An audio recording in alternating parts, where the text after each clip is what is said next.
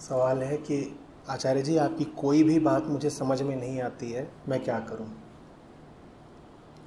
आचार्य जी आपकी कोई भी बात मुझे समझ में नहीं आती है, मैं क्या करूं?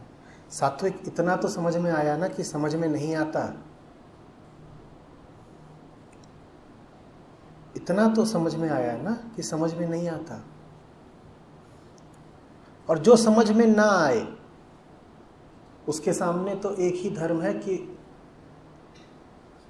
उसके सामने खड़े रहो।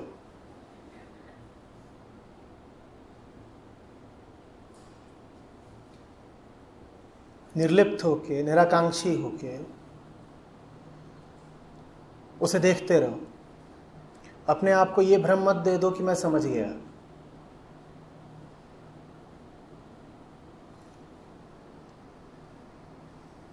समर्पित होके, विनीत होके प्रतीक्षा करो। मन को दोनों बातें बुरी लगती हैं। पहले तो ये स्वीकार करना कि समझ में नहीं आया, और दूसरी बात इंतजार करना।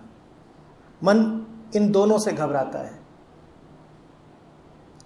समर्पण और प्रतीक्षा, विनय और धैर्य, दोनों मन को नागवार है। और जिसे समझ में ना आए उसे यही करना है। हम उल्टी चाल चलते हैं। हमें जब बात समझ में नहीं आती तो हम उस बात पर अपनी धारणाएं, अपने विचार, अपने व्यक्तिगत अर्थ आरोपित कर देते हैं, उस पर चढ़ा देते हैं। हम कुछ कयास, कुछ अनुमान लगा लेते हैं। आम बोलचाल में उसको तुक्का कहते हैं। क्या? तुक्का। कि भले मुझे बात समझ में नहीं आई, पर मुझे लगता है कि ऐसा ही बोला होगा। तुम्हें क्यों लगता है? क्योंकि तुम्हारे मन में कोई बात पहले से जमी हुई है। तुमने अपनी ही बात को वक्ता या गुरु के ऊपर भी स्थापित कर दिया, चढ़ा दिया। ये मत कर डालना। ये करने में मन को सुख बहुत मिलता है, क्योंकि ये करने से मन दोनों ही चीजों से बच जाता है, समर्पण से भी और प्रतीक्षा से भी। तुम चुपचाप खड़े रहो। तुम कहो जब मैं नहीं जानता तो नहीं जानता। जब मैं नहीं जानता तो अज्ञात वस्तु के प्रति कोई भी धारणा रखना कैसे उचित, कैसे धार्मिक? ये मेरे उत्तर का पहला हिस्सा हुआ जब तुमने कहा कि आचार्य जी आपकी कोई भी बात मुझे समझ में नहीं आती। अब मैं इस जवाब को थोड़ा विस्तृत करूंगा। ऐसा तो नहीं है कि तुम्हें मेरी ही बात समझ में नहीं आती। जो नासमझ है उसे तो बहुत कुछ समझ में नहीं आता होगा। अगर तुम्हें पढ़ना नहीं आता तो क्या ऐसा है कि तुम एक ही खत नहीं पढ़ पाओगे? अगर तुम्हें पढ़ना नहीं आता तो तुम कुछ भी नहीं पढ़ पाओगे। अगर तुम्हें देखना नहीं आता तो ऐसा तो नहीं कि एक ही दृश्य तुमसे लुप्त रहेगा। अगर तुम्हें देखना नहीं आता तो तुम्हें कुछ भी दिखाई नहीं पड़ेगा। तो अगर तुम्हें मेरी बात नहीं समझ में आती तो किस्सा आगे तक जाता है। समझ में फिर तुम्हें कुछ भी नहीं आता होगा, लेकिन मेरी बात जरा सीधी होती है, जरा चोट करती है, छुपने की जगह नहीं देती,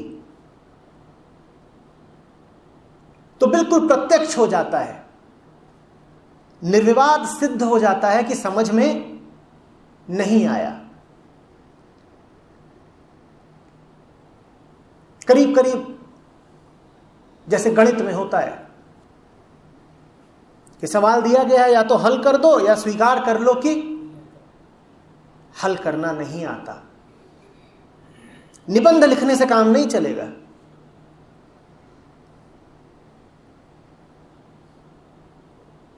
कि तुम्हें कोई समीकरण दे दिया गया है और तुमने मोर के नृत्य पर एक लेख लिख डाला,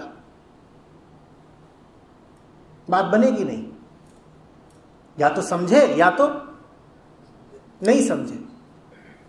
ऐसी ही मेरी बात है। वहां जाहिर हो जाता है कि समझे या नहीं समझे।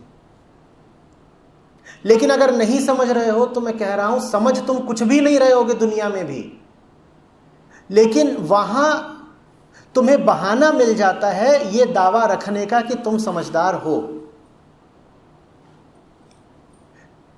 मेरी बात और दुनिया की बात में अंतर यह नहीं है कि तुम मेरी बात नहीं समझते और दुनिया की बात समझते हो। समझना, ऐसा नहीं है कि तुम मुझे ही नहीं समझते और बाकी सब कुछ समझते हो। अगर इधर नहीं समझते तो समझते तुम उधर भी नहीं हो।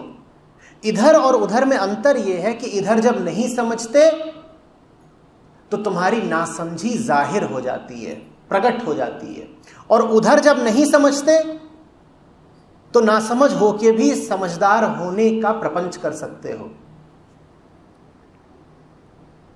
पर प्रपंच से क्या होगा? प्रपंच माने नाटक। बाहर अगर तुम समझदारी का नाटक चला भी ले जाते हो तो नाटक से क्या होगा? अंदर की बात तो यह है कि समझे तो तुम कुछ भी नहीं ना, ना इधर समझे ना उधर समझे। तो ये तो खतरनाक स्थिति है।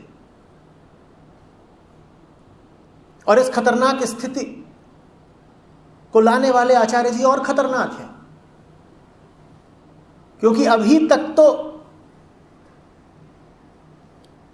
ये आंतरिक झूठ चल जाता था कि हमें समझ में आता है। तुम बाजार में निकलते हो, बाजार में चकाचौंध है, ये बात तुम्हें समझ में आई है क्या? ये माजरा क्या है? जवाब दे दो। समझ में नहीं आई है, पर चूंकि वहां सैकड़ों घूम रहे हैं बिना समझे और कोई स्वीकार नहीं कर रहा कि वो ना समझ है, तो तुम्हें भी ये दावा करने की मोहलत मिल जाती है कि तुम भी समझदार ही हो। जब सब ना समझ हो तो कोई ना समझ नहीं है, क्योंकि सारे ही ना समझ फिर समझदार है। सभी ना समझ हो तो ना समझो को ना समझ कहेगा कौन? कहने सुनने वाले सभी एक जैसे। बात समझ रहे हो? वहां रावण का दहन हो रहा है, वो बात तुम्हें समझ में आती है? वहां रामचरितमानस की चौपाइयां हैं, वो मामला क्या है? कुछ समझ में आता है? ये बड़ी बड़ी अट्टालिकाएं खड़ी हो रही हैं, गगनचुंबी इमारतें, ये चीज क्या है? तुम्हें समझ में आता है? एक आदमी एक औरत चले जा रहे हैं 2 बच्चों के साथ, ये नजारा क्या है? तुम्हें समझ में आता है? उत्तर दो। ये सड़क पर गाड़ियां भागती चली जा रही हैं, ये बात क्या है? तुम्हें समझ में आता है? टीवी खोलते हो, उस पर विज्ञापन है और कथा कहानियां हैं, ये खेल क्या है? तुम्हें समझ में आता है? समझ में तो तुम्हें वो भी नहीं आता, पर चूंकि वहां कोई मानता नहीं है कि किसी को समझ में नहीं आता, इसीलिए तुम्हें बहाना मिल जाता है इस धारणा में जीने का कि तुम कुछ भी समझते हो। समझते तो बेटा वहां भी नहीं हो। जीवन का मूल प्रश्न है कि प्रश्न पूछने वाला कौन है। जीवन का मूल प्रश्न है कि तुम वो जो वहां बैठ के सुन रहे हो, तुम हो कौन और यहां कर क्या रहे हो? उस मूल प्रश्न को समझते हो? और अगर उस मूल प्रश्न को नहीं समझते तो तुम क्या समझोगे? न इस दीवार को समझोगे, न इस प्रकाश को समझोगे, न उस जिस्म को समझोगे, न उस जिस्म पर पड़ी शर्ट को समझोगे, कुछ नहीं समझोगे। आचार्य जी बाकी दुनिया से थोड़े से भिन्न सिर्फ इसलिए हैं कि उनके सामने जब आते हो तो नासमझी उजागर हो जाती है। यहां पर नासमझी के खोटे सिक्के को चलाने का मौका तुम्हें नहीं मिलता। तुम्हारा फेंका सिक्का आचार्य जी हवा में पकड़ लेते हैं और जोर से बोलते हैं खोटा है। ये खोटा सिक्का तुम्हारा दुनिया के बाजार में चल जाता था तो तुम्हें लगता था कि तुम बड़े धनी हो। यहां पर आते हो तो सिक्के का खोटापन जाहिर हो जाता है, तुम्हारी निर्धनता दिख जाती है। और किसको अच्छा लगता है उसका निर्धन प्रमाणित होना?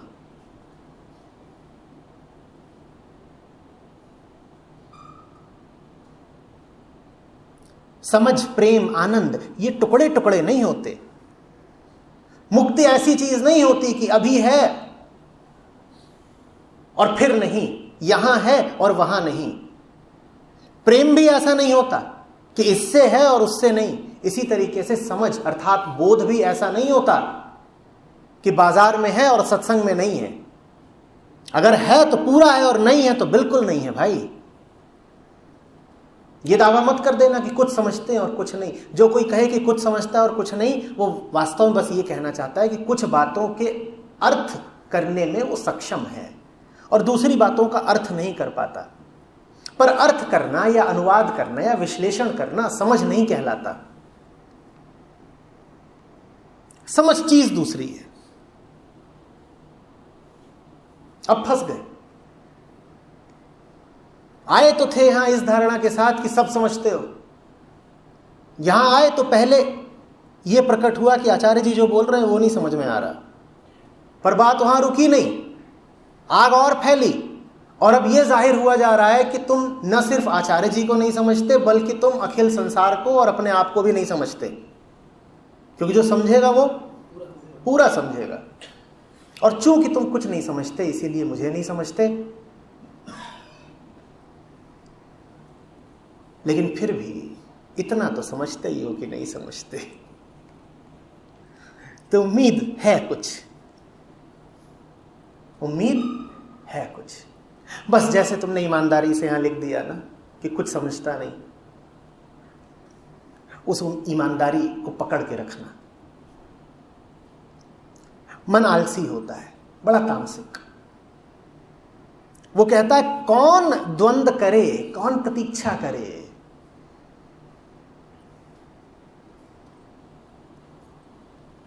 कौन जांच पड़ताल करे, कौन ध्यान धरे। अरे इतना कष्ट उठाने से अच्छा है कि बस बोल दो कि समझ गए। भाई शिक्षक पूछे बच्चों समझ गए और सारे बच्चे एक गति से सर हिला दें जी, तो सबकी जान बची।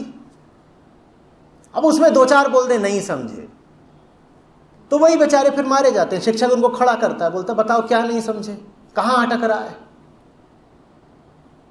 अब कौन इस फालतू वारदात में पड़े, कौन इस अनाड़ी शिक्षक के मुंह लगे, कौन तू मैं करे, छिद्रान्वेषण की जटिल प्रक्रिया से कौन गुजरे, कौन खोज के निकाले कि दोष कहां है, खोट कहां है, धागा टूट कहां रहा है। उस सारे श्रम, उस सारे कष्ट से कहीं ज्यादा अच्छा है कि चुपचाप बोल दो समझ गए। ये जल्दबाजी की समझ, ये झूठी समझ मन की तामसिकता का फल होती है। भली बात है, अच्छी शुरुआत करी है तुमने ये कहा तो कि मैं ना समझ हूं। तुम उन लोगों से बहुत बहुत आगे निकल गए इस एक पल में जो समझदार बने बैठे हैं। बहुत सारे समझदारों से तुम आगे निकल गए जो ही तुमने कहा मैं ना समझ हूं। बस इस नासमझी के साथ ईमानदारी रखना। जहां जहां और जो कुछ न समझो उसके सामने झूठा दावा मत कर देना समझदारी का। कष्ट बहुत होगा, क्योंकि ईमानदारी है अगर तो दिखाई यही देगा कि हम तो अरे कुछ भी नहीं जानते। लगता है बुद्धू बना दिया किसी ने। लगता है अभी तक व्यर्थ ही जिए, लगता है हम ही सबसे पीछे हैं, पूरी दुनिया होशियार, हम अनाड़ी। हमको चोट लगती है, तुम ये सारी चोट झेल जाना।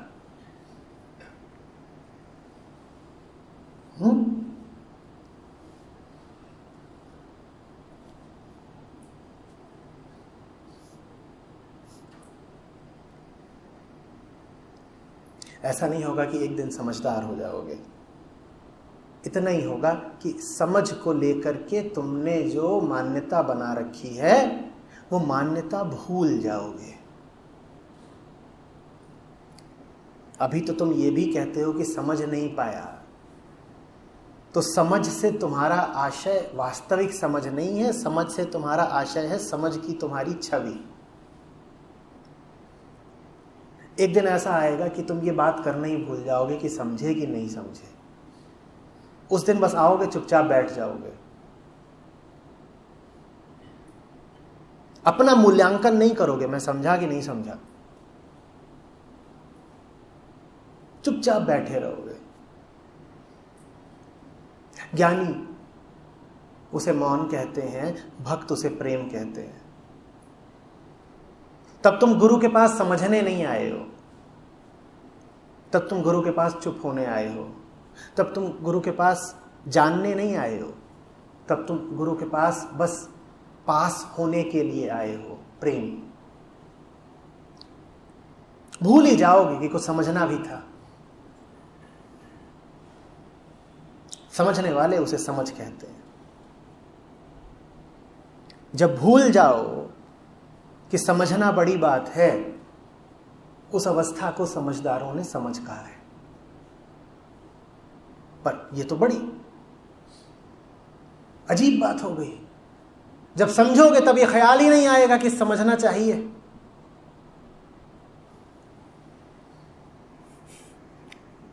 फिर कोई पूछेगा समझे क्या, तो चौंक जाओगे, कहोगे अरे समझना भी था क्या, यह भी करना होता है। भाई हम भूल गए, हम तो बस चुपचाप बैठे थे, उसी में आनंद था, हम तो ना समझ ही भले।